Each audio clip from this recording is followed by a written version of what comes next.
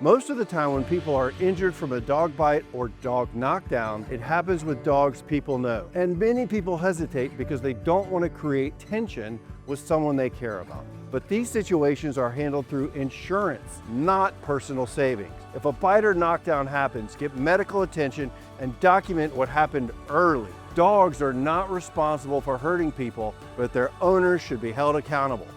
If you've been hurt by a dog, Zagoria Neely is here to help.